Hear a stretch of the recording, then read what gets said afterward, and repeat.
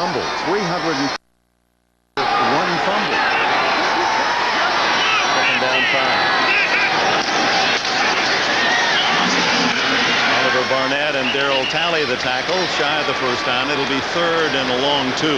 Look at the offensive lineman helping him out. This guy, it's seldom you find a player of his magnitude so universally liked on the football team. He and Michael Irvin always have smiles on their faces, but he is the center of this football team. I think Jerry Jones found that out at the beginning of the season. The spirit of the team, because it wasn't just his physical contribution. When we saw that second game in Buffalo beat Dallas, the players were missing Emmett's spirit. He is such a terrific guy in the locker room as well. Play action by Aikman. To the tight end, Novacek, and another first down. 39, not too greedy, just get enough. Tackle made by Matt Darby, and it was Darby who made the interception in Dallas on the final play of the game that gave Buffalo the win, 13-10. This is a little bootleg by Troy Aikman. Well done. Looks like Darby bangs his head here. He's very slow getting up. He is back up, but didn't like the head. The hit there. Arnold Levy staring at 4 straight Super Bowl losses. No team in the history of American team sports, professional sports, has gone to the championship of its sport, World Series, National Hockey League, NBA, NFL, and lost 4 straight times. Never. And we're 5 minutes away from Buffalo having that ignominious honor. 97. I think it's set in on the Buffalo sideline that this is a part of history they did not want their name attached to.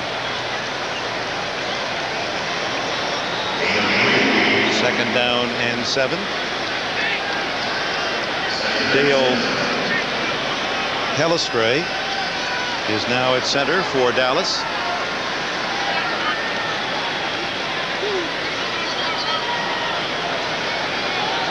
And Aikman apparently wants a timeout, but won't call time until he uses as much off the clock as he can. 4:17 to go.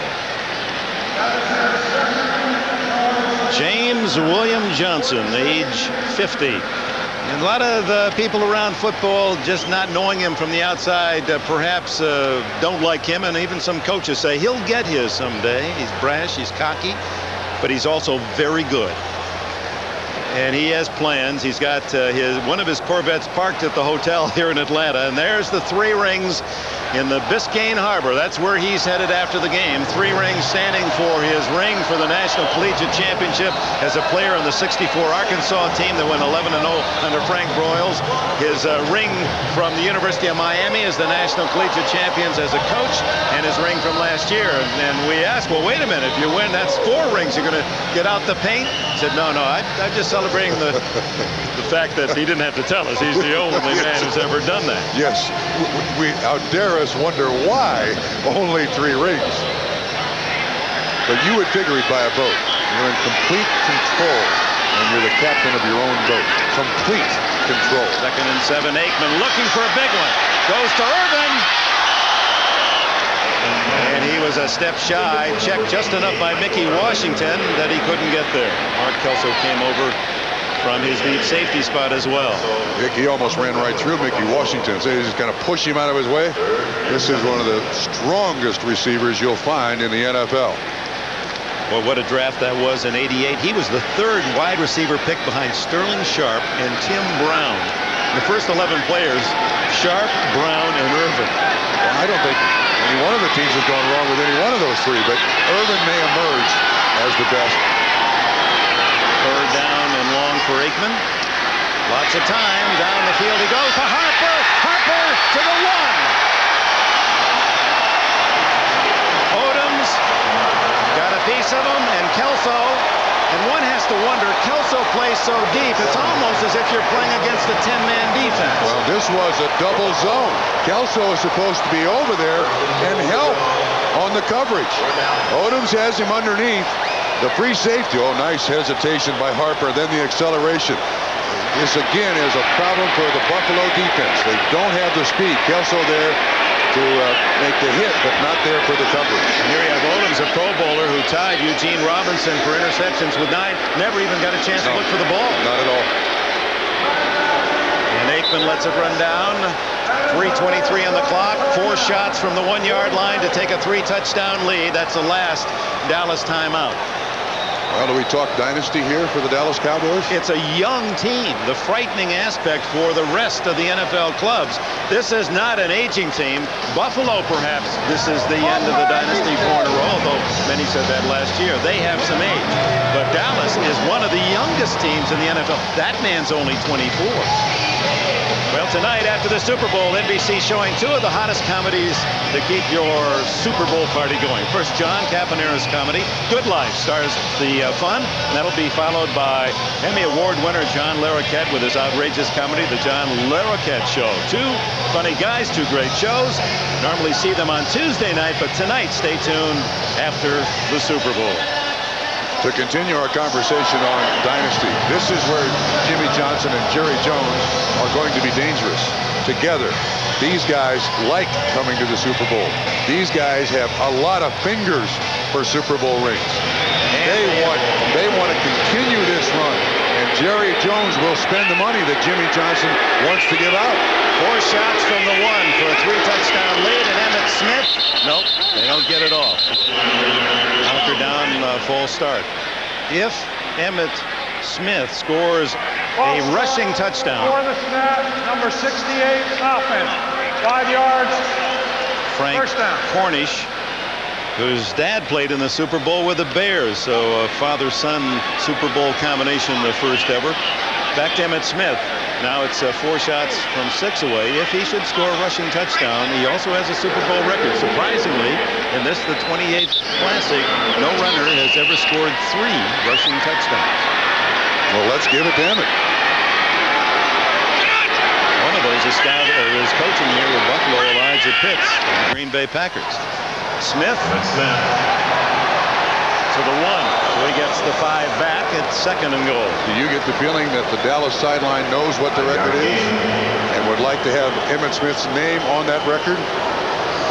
He seems to get stronger as the game goes on. Of course, great blocking again up front by Darrell Johnston, 2-A. And Smith also, if he scores, it'll be 4 Super Bowl touchdowns rushing, and Franco Harris has the record with 4. Just 4. That does surprise me. I was also shocked to learn, and I should know better than this, that Emmitt Smith was the first most valuable player for the league from the Dallas Cowboys. That is a shock. I mean, that just, I thought it was a misprint the first time that I saw it. Thurman Thomas, in the offseason, was invited by Emmitt Smith to come to Dallas and work in his football camp for kids. And Thurman went down there for a day and stayed a week. And he and Emmitt have developed a very close relationship. They're built the same way. They run the same way. They have the same interests, he said. Both men said. And I would guess that Emmitt will find a way to console Thurman. It's the hearts are heavy and the pain is deep for Buffalo, but perhaps no one hurts more than number 34.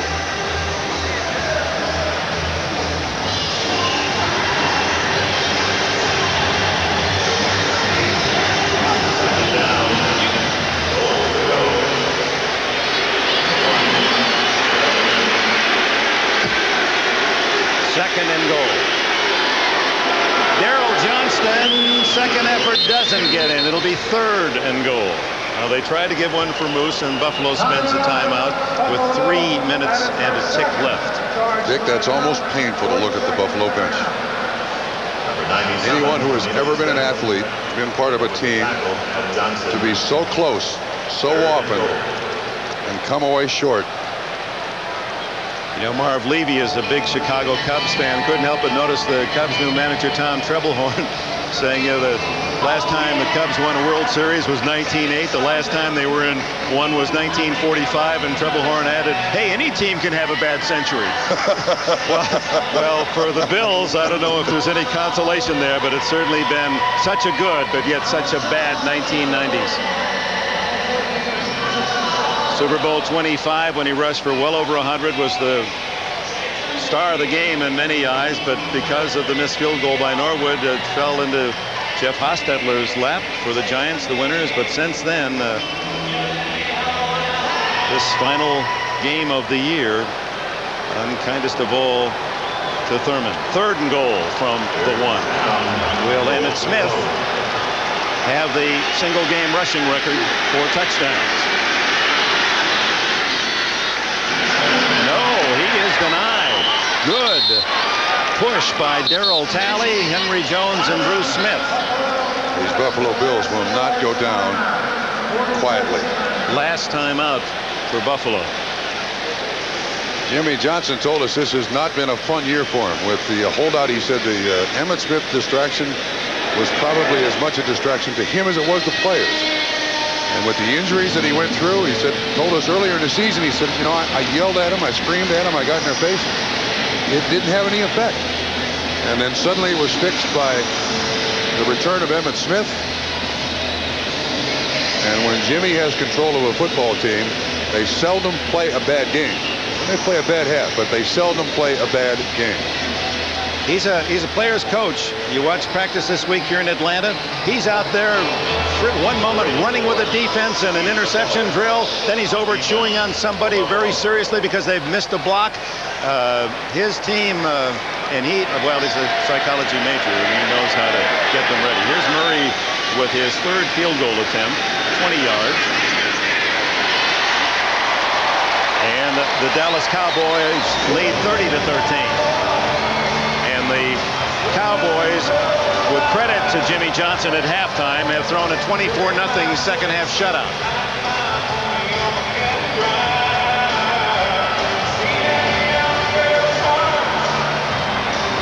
You know, there's so many players that personalize what this means to an athlete, and all the players throughout the league can identify with. Number 40, Bill Bates, in his twilight, father of triplets. Last year, ripped up a knee in the middle of the year, and he had to watch what he thought would be his 1 Super Bowl chance. He went through those 1 in 15 years, and he was on the sidelines, didn't think he'd ever get a chance. And he rehabbed so hard in the offseason, he told us it was like his Olympic Games. He just wanted to be able to report to camp, and he came back, and they timed him. He was faster than yes. He and Jeff Coat and Tuanay are only the 3 Dallas Cowboys left from the Tom Landry era. And he still says that the most influential coach on his life was Tom Landry, not Jimmy Johnson. Don Beebe, Russell Copeland, with 2:50 left.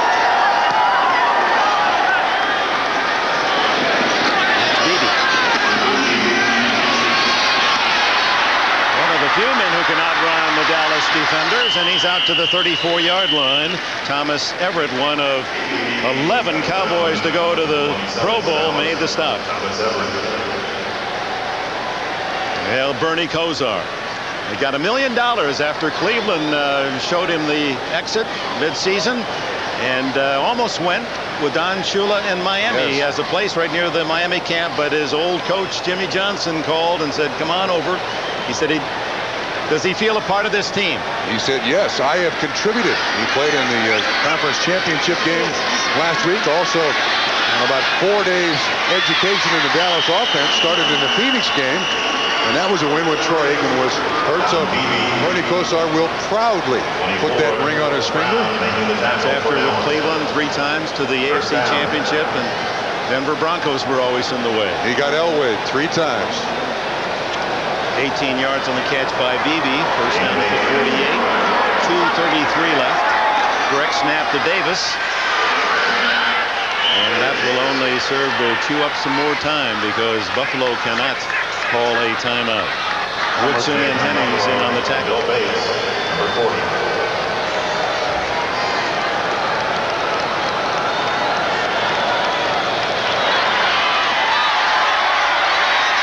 Kelly underneath to his tight end McCullers, and a flag down. That'll stop the clock with 2:06 remaining. Bates, the tackler. Surprisingly few fouls called in this game, and that one goes against Buffalo. That's the first penalty against Buffalo in the game. Jerry Jones, the owner. Well, was Bob Costas talked to both of them, and you know that it's a love, maybe even a little hate relationship between owner and coach. But Jones says, I've got Johnson for 5. He knows a good thing when he's got it locked up. And Jimmy Johnson, if he wants to coach in the NFL, is going to be with Dallas for 5 more years, one would think. And Jones has been one of the most forward-thinking owners in regard to the salary cap and free agency. You have a feeling that Dallas is going to be very active and very successful in what's going to happen in the next month or so. Screen to Davis. And Davis is to the 45, and that takes us to the 2-minute warning. Well, they're getting ready to barbecue down in the Lone Star State, 30-13. The first time they start to celebrate on the Dallas sidelines, and we'll keep an eye on Jimmy Johnson. It looked like Troy Aikman was starting to set up for the Gatorade bath. On third down, Kelly. Incomplete and almost intercepted by Chad Hennings. Hennings from the Air Force Academy. Was a 2-time GT Academic All-America there. Flew those tank buster Warthogs in the Persian Gulf crisis. Look who's at the ice bucket. Leon Lett looked to be the man. 4th down, Buffalo's last call. Kelly does find Brooks for a first down at the 31. Another punishing tackle by James Washington, who would get my vote for the defensive player of the game. And Emmitt Smith undoubtedly will be the man going to Disneyland. There's the bucket. Leon Lett, he's going to love this. He's had so much attention for the wrong things. He's going to get some of the good stuff that he says this is going to be the right thing for Johnson. I just hope Leon doesn't drop it. Incomplete as Kelly is hit by Jim Jeffco. Well, thanks to our long-time partners and throughout this season, John Francis, our producer, John Gonzalez, our director. This has been an all-pro, our NBC all-pro team, providing you with the pictures and pathos. Thanks. I think this is a relief for Jimmy Johnson. Last year, he felt that he had by far the better team. I think he's relieved.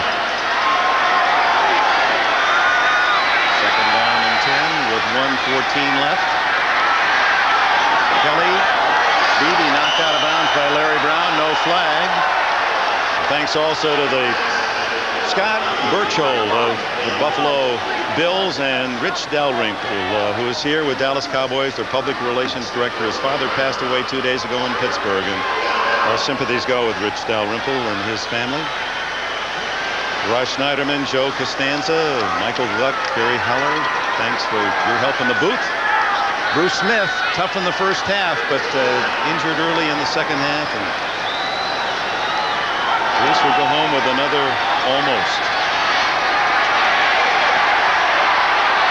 Kelly, just surrounded.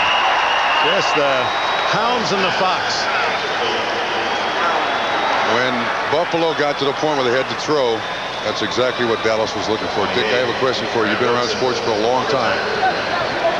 Wait a minute. You could get 2 for 1 here. No. You could get Jones and Johnson. Wait a minute. Jimmy might be setting up Jerry here. Well, maybe. No. Is he setting him up? This is no. Oh, what an opportunity. That could have been the first Super Bowl 2 for 1 celebration back. Can you get the owner? Is that allowed? I guess if you're on the sideline, you're fair game. They got him as Kelly throws complete underneath. And it's Bill Brooks for a first down as Buffalo tries to at least get a cosmetic score here at the end of the game. Newton's holding him. So that's a long throw. He sees it. Newton, that's a 10-yard penalty. Newton, I saw him holding. No flag. Got away with one. Jimmy has caught on, hasn't he? Oh, it's tough to miss that here. One swipe of the hand and it'll be ready for the prom. 38 seconds to go. And for Buffalo, There you go. trailing 30-13. Bills trying to get a touchdown that with a, I guess they're around a 10-point favorite, would put it right on the mark, wouldn't it? Kelly, no timeouts. Down he goes. Third sack of the game, and it's Tony Tolbert who gets it. He's from University of Texas, El Paso. Tolbert on the tackle. Who misses it? Oh, Emmett gets him. Well, this has become a deja vu. Emmett Smith. He's the one man who do anything he wants to Coach Johnson. As you said earlier, there are different rules for different players. You treat Emmett Smith differently than a rookie. Not close with 10 seconds to go, and Buffalo now perhaps with 2 plays remaining. No, it's down to 4th down, only 1. Stay with us. We'll have all the post-game interviews. We understand the President of the United States is ready to make a call. A man from Arkansas to send his salute on to 2 Arkansas grads, Jerry Jones and Jimmy Johnson. And here it is. Final play for Buffalo. Unless they get a first down. They go to Beebe, but Beebe's going to run out of bounds short of the first down, and Dallas takes over on down. Why did he throw it there?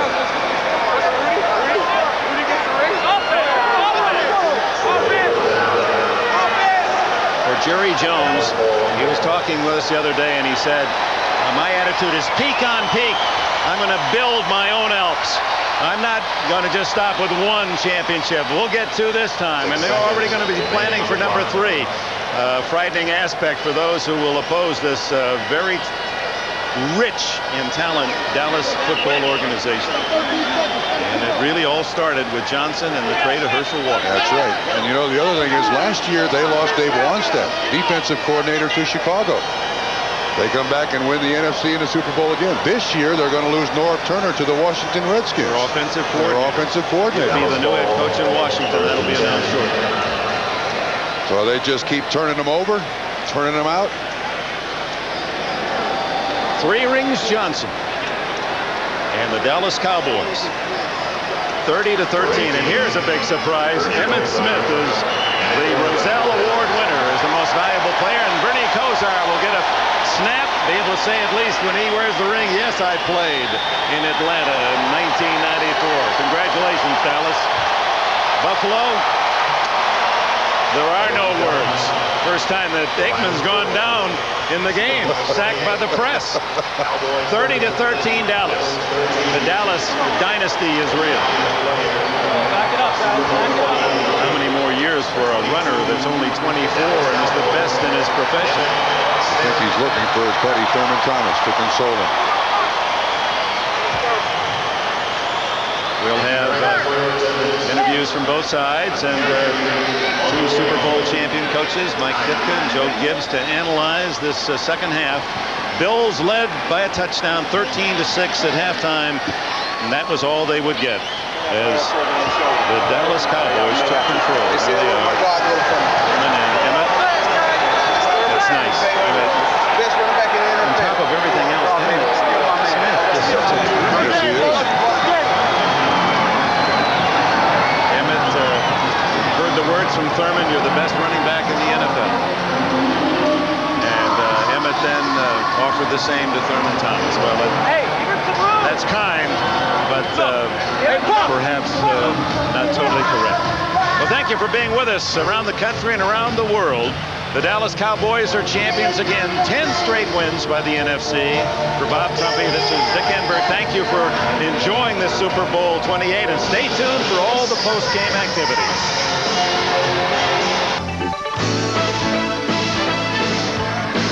Welcome back to the Georgia Dome. Bob Costas flanked by Mike Ditka and Joe Gibbs.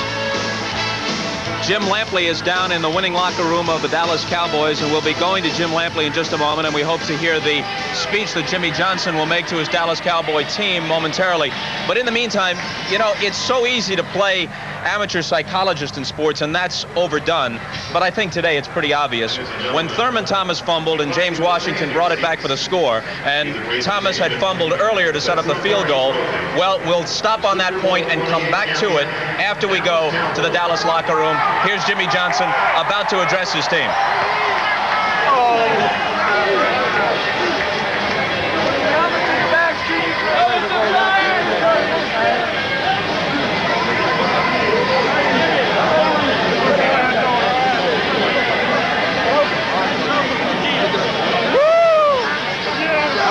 Apparently, Johnson, there you see him hugging Troy Aikman, not yet ready to take the microphone, and we don't want to risk asking any questions of Mike Ditka and Joe Gibbs in the meantime, because we don't want to have you miss any of what Johnson has to say. As you know, he tends to be very emotional in these moments, punctuating whatever remarks he makes by declaring, "How about them Cowboys?"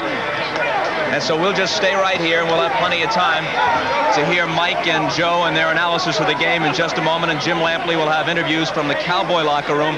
O.J. Simpson is with the defeated Buffalo Bills, and he'll talk with Marv Levy, if that's possible, and some of their players as time allows here on the post-game show as well.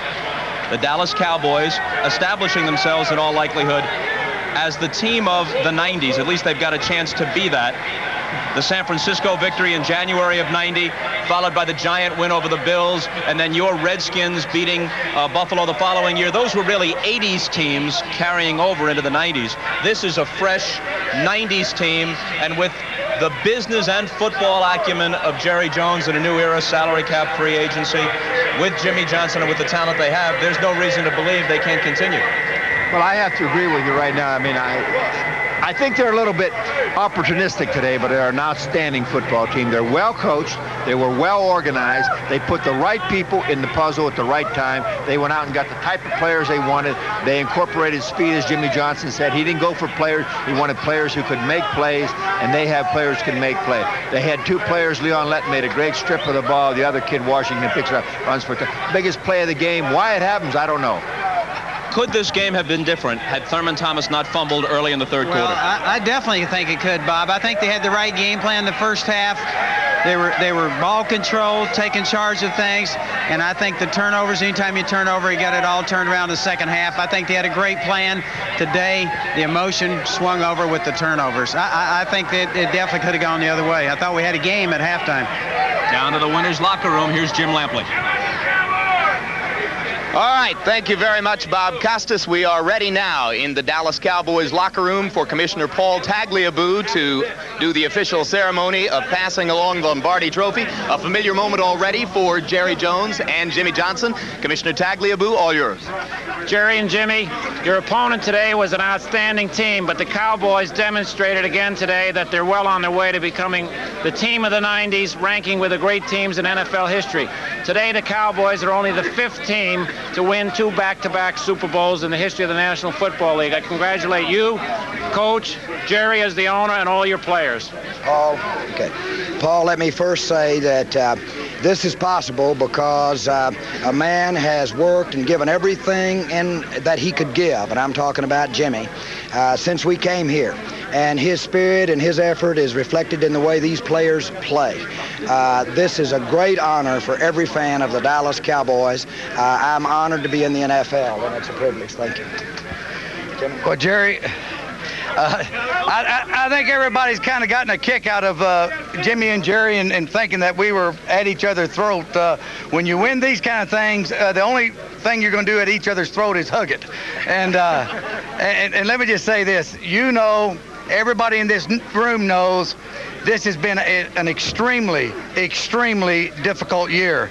To overcome all the injuries that the guys have overcome, all the things that happened with this football team, for us to come back and win it again, I tell you, my hat's off to every one of these players and coaches, because y'all did a fantastic job. You were not going to come up short of winning the Super Bowl. All right, congratulations, gentlemen. A couple of questions right now while you get used to keeping the trophy for another year. Jimmy, 13-6 down at halftime. Buffalo seemed to control the first half their way. Millions will want to know, what did you say to these players at halftime? Well, it really wasn't that big a thing. You know, we made some mistakes the first half.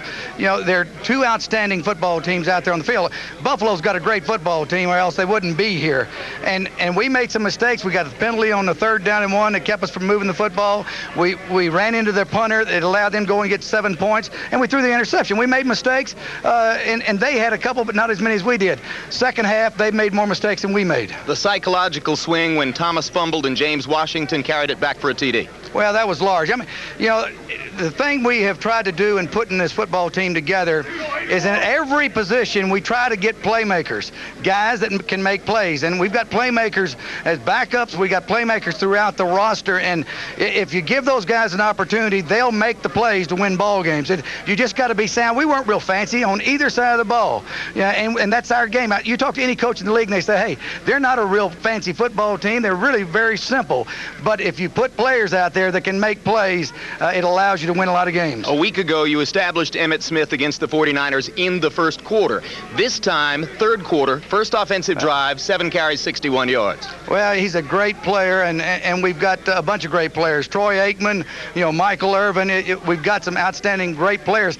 And that's what I told Emmitt when we went for it on the 4th down on the goal line. Rather than take the field goal, I said, hey, I believe in you, and I knew you were going to put it in the end zone. That's why we went for it on 4th down. You joined Shula, Lombardi, and Knoll as the only 4 coaches to win this game back-to-back. Well, that's in good company, and thanks to Jerry and allowing me to do some things that I do, and thanks to these players, we've won back-to-back Super Bowls. All right, Jerry, we'll have a question for you in just a moment, but right now, if you gentlemen will put on the headsets and get somebody to hold this trophy for just a second, we are about to have one of the most momentous Arkansas Razorback telephonic reunions of all time, as the nation's #1 football fan gets ready to talk to fellow Arkansans, Jerry Jones and Jimmy Johnson. Can you hear us in the White House? I can, Jimmy. Jerry and Jimmy, can you hear me? Very well, Mr. President. Congratulations. You had a great, great day today. I tell you, you played a good football team, and they played a brilliant first half, and you just came back and showed enormous character and strength and determination. And I think the country in some ways is even more impressed with this Super Bowl victory than the last one. And I know you're proud of your team, and I know you're happy tonight, and you deserve to be. Well, Mr. President, you showed us how to come back about a year ago, and we're proud to be a part of that. And this team has prepared itself so that it can have some adversity, and we've had a little bit of it, but boy, are we thrilled to be world champions 2 years in a row. Mr. President, you know the two of us fairly well. Jerry a lot better than you know me, but I think if you can kind of look at every one of these football players and assistant coaches, every one of them, they have the same drive that what we have. Well, I was really proud of you, and you know, I can relate to that, getting down and coming back, and you didn't quit. And at halftime, we were all talking up here, and I said, you know, they still look pretty strong, tackle to tackle, and got all that talent, and you showed a lot of heart tonight. And I think America is proud for you to win tonight. Even the Buffalo Bill fans must know that you showed something really extraordinary, and I think you can be very, very proud of yourselves. And I want you to tell the players congratulations. And you may not feel like making a second trip back to the White House, but we'd sure be glad to see you if you want to come. Right now, I'm going on a boat, and I'm going to do some scuba diving and laying back and relaxing for a day or two. Now, that's Jimmy. I'll see you at the White House. Come on, Jerry. That's kind of what we think. All right, thank you very much, President Clinton. Before we go away, congratulations on becoming the second NFC franchise, along with the 49ers, to win 4 Super Bowls. Congratulations, Jerry. Thank you. It's a thrill, and what's really a thrill is that the Cowboys won 2 Super Bowls in the 70 time, and then have turned around here and won 2 more in the 90s, and we're thrilled about that, and the tradition had a lot to do with it. All right, gentlemen, thank you very much again for your time. Go enjoy the celebration. We will be back to talk to Emmitt Smith, Troy Aikman, James Washington, and others here in the Cowboy locker room when this post-game celebration for Super Bowl 28 continues. Brought to you by Diet Mountain with the most valuable player of Super Bowl 28, Emmitt Smith. You won a close vote, incidentally, with your teammate James Washington for the MVP, and get a clean sweep MVP for the season and in the Super Bowl. That's a great feeling to be back here and for us to go out and under circumstances that we've been under all year to rise to the challenge and be back here in the Super Bowl and to go out at halftime, go down at halftime, down to Buffalo, a great Buffalo team, and to take on the challenge in the third quarter with James Washington leading the way with the interceptions and the touchdowns. I mean, it's just a great effort by everybody. We're going to show 2 touchdown runs while we talk about this next question. Your numbers in the first half weren't bad, Emmett, but it appeared you hadn't yet really had an impact on the game. Were you at all worried that that wasn't going to materialize today? Well, at the start, I didn't know whether or not I was going to be in the offense or not because we was down to Buffalo, and I figured we was going to try to pass the ball to get back in it.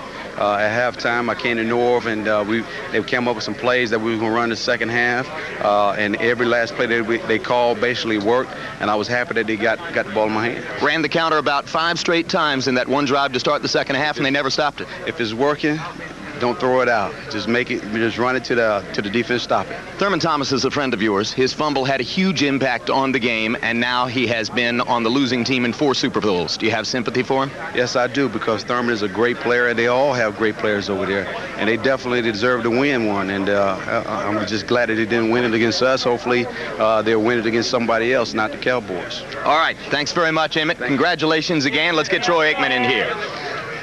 Troy, come on over.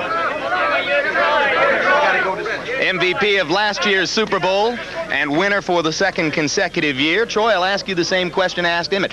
Interception at the end of the first half. Again, your offense hadn't really had that big an impact on the game. Were you worried at halftime? Well, we were a little bit concerned, yeah, there's no question about it. They did a nice job of mixing things up on us there in the first half and kept us off balance, and we weren't really able to get into a rhythm. And, you know, the interception, they converted that into a field goal to extend their lead. And at halftime, we just tried to tell ourselves, hey, just hang in there. And I felt the biggest play in the game was obviously James Washington's return of the fumble to put us right back in the game, and then we could stick within our plans. We got the running game going with Emmett there on the next drive, and guys responded, and defense really picked it up. Were you stunned at Buffalo's inability to stop the counterplay over and over in that one drive? Well, you know, our philosophy really is we feel like we've got a great offensive line up there in front of us. And early on, they were doing a nice job of shutting down our running game. We were having a hard time establishing anything. And then once we started running the counter gaps and things of that nature, we just let our big guys take their toll on them. And I really believe we started to wear them down a little bit. With everything that happened going back to the start of the season, Emmett's holdout, the 2 losses, your long contract negotiation, missing games in mid-season, the upset on Thanksgiving Day, does it feel like a much more difficult year than its predecessor? Well, it was a much more difficult year this year than it was last year. Last year we came into the season with no expectations except for those we placed upon ourselves. This year we went 0-2 and nobody was concerned about when we were going to win the first game. They all want to know how that was going to affect us on going to the Super Bowl. So this team has had to deal with other issues, and I think that the guys have played extremely well. They've handled the distractions that we've been faced with, and it's the first one's awful sweet, and it's hard to beat the feeling on that first one, but I'm awful proud of these guys and the way they've responded. All right. Like all your teammates, you deserve a rest. Congratulations and thanks very much. Troy Aikman of the Dallas Cowboys. When we come back, we'll talk to more players here. We will also talk to the losing coach, Marv Levy of the Buffalo Bills, as this post-game celebration from Super Bowl 28 continues.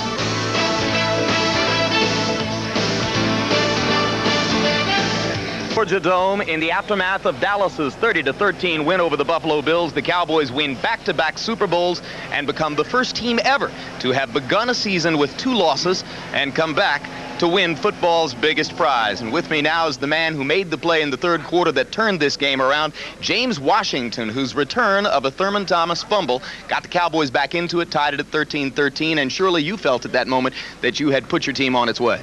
Well, I just felt, me, Michael Irvin, Emmitt Smith, Alvin Harper, and Fredo, we all get together, and all we talk about is turnovers and touchdowns. And I thought it was my turn. Offense was kind of, dragging a little bit, but I know if we get a ball to the offense enough that they're going to put it in the end zone. You did a marvelous job of following your blockers and picking spots here, James. Well, I used to be a little receiver. I was just hoping that I didn't fumble the ball, like I did last Super Bowl when I got an interception.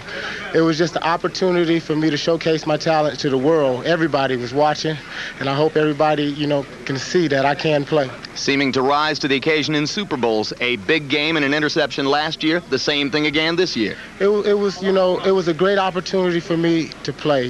Jimmy gave me the nod to start. We played 45.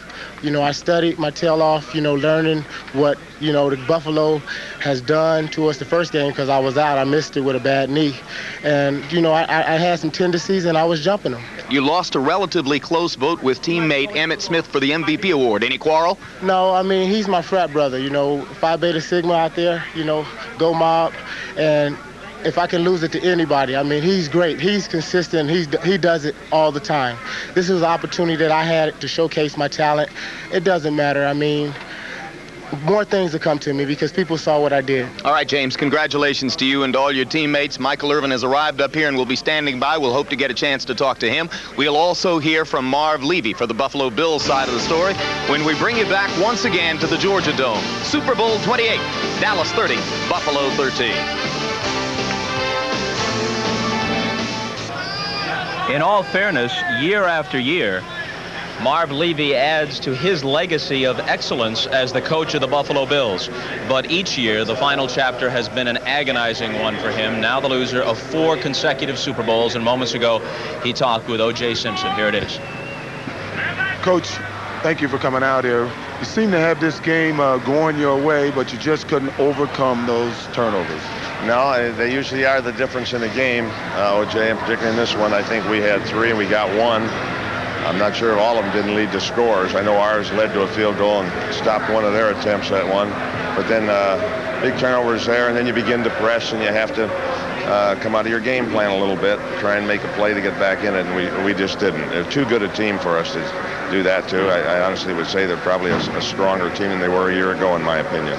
Well, 3 of those turnovers led to 17 points. In the first half, you seemed to have the game under control with a short passing game, running between the tackles. In the second half, you did seem to be able to get control of the game. No, we couldn't, and we didn't. A couple of screens we tried didn't work very well at all. They resulted in losses. They did a good job of reading them, and we were self-destructing a bit along the way, and be a long time till we get the ball back, and the score kept inching up away from us, and you have to take more desperate measures to try and get back in it, and if they don't click, you're going to fall further behind. That's what happened to us. The team seemed to be able to take this game with more emotion than in previous Super Bowls. I saw Darryl Talley crying as he came up to the tunnel. What did you say to him in the locker room? I said very little to him. I said that my regard for them, had we won the game, wouldn't be any greater than it is, despite the fact that we had a tremendous disappointment. And I told them I admired them, that this wasn't the time for a lot of words. We'll get back together and we'll try it again. Maybe it's an unpopular approach, but I think it's I think this is a team which will fight back. We met a team today that we couldn't have made mistakes on, and I'll give them their due. They were a better team than we were today. Well, thank you, Coach. Thanks for the effort, and thanks for coming out and talking to us. This Buffalo Bill disappointment year after year is now reaching epic proportions. You might liken them to the mythological figure Sisyphus, who kept trying to push that rock up the hillside, and he got closer and closer to the summit every time, and then it rolled all the way back down to the bottom.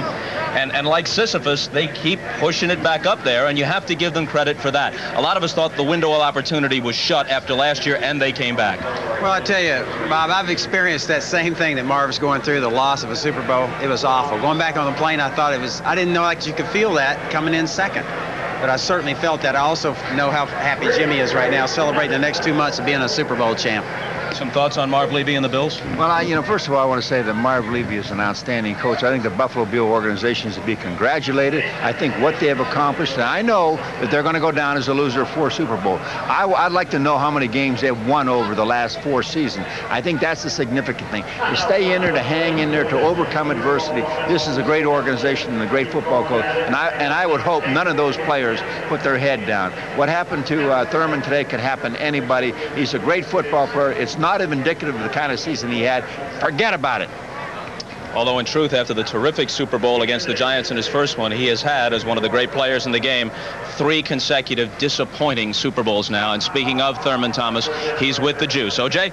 Thurman, I know your team wouldn't be here if it wasn't for the effort that you put all season long. Wasn't one of your finer performances. Tell me about the fumbles. Well, that was the main point that turned around the football game was a fumble, especially the one that James Washington picked up and ran in for a touchdown. Over that, I thought the first half, we played a great game. Our game plan was solid, but we all know you have to play this game for 60 minutes, and those key turnovers that I had led to 10 points, you know, so that kind of changed the momentum of the game, especially the second one that I had that Washington ran for a touchdown. Well, we know it can happen to anyone. What did the coach say to you right after the fumbles or in the locker room when the game was over? Well, you know, the things that I've been able to associate with my coach Elijah Pitts and Kenny Davis is that, hey, they always tell me, hey, don't worry about that. Things like that happen when you control the ball so many times as you do. You have to be able to go out there and do the things that you're normally able to do. And, hey, you're the one that got us here, you know. But I wish I could have played a better game in the season. Well, we know you got a lot of great games in front of you. Thanks for coming out and talking to me. And we're going to go back to Bob Costas. All right, Juice, thanks a lot. If it helps for perspective and maybe somewhere down the road consolation for Marv Levy and the Bills, Bud Grant and his Vikings, one of the great teams of another decade, lost 4 Super Bowls in the 70s, 3 of them in a 4-year span. Yesterday, Bud Grant rightfully went to the Hall of Fame. We're back to wrap things up on the postgame show right after these messages from your local station. We reached the end of a long day and night of football coverage from the Georgia Dome, and as we say so long, we do it with respect and appreciation for the Bills, a great but star-crossed team, and with another tip of the cap to the Dallas Cowboys, who once again reign supreme as Super Bowl champions. And now, as we say so long from here in Atlanta, a reminder that 2 comedies which usually appear on Tuesday night will follow immediately. First, The Good Life, and then The John Larroquette Show. As we say goodbye, we'd like to relive some of the moments of Super Bowl 28 and recognize the men and women who worked so hard to bring all of you the programming you saw from the Georgia Dome. For everybody at NBC, good night.